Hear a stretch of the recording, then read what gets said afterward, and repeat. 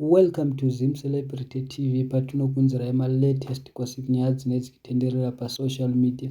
Talent chinyomba iti Zanupf team yevarakazha idedzera kuti pakati pavo ari pachapanduka achataura chokwadi chavo nechitsotsi chavo kuti vanga vachibasei mari. Tirai munzwe iprophesy.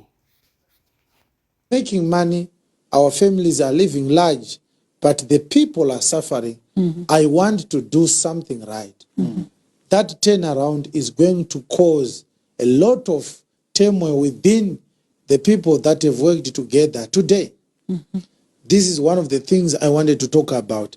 Someone is going to come out clean and say, I messed up, I participated in the mutilation of the economy of Zimbabwe. We violated people's rights every day, but I'm tired.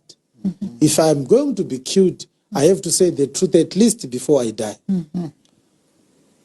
Then the second incident that is going to happen, there is going to be an exposure of a shady deal that happened that betrayed the struggle for proper political independence, which has not yet been attained in Zimbabwe as we speak now. There's going to be an exposure. There's going to be someone who is going to say there's a transaction that was done. So and so and so were involved. And my warning in this prophetic utterance is that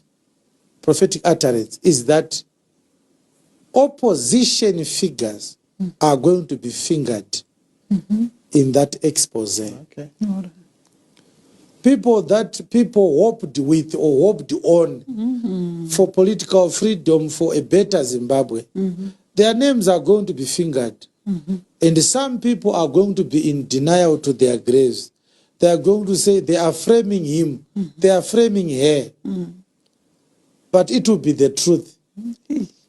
A betrayal of the struggle where someone receives money and he lies to the people that is representing an idea when he no longer represents that idea.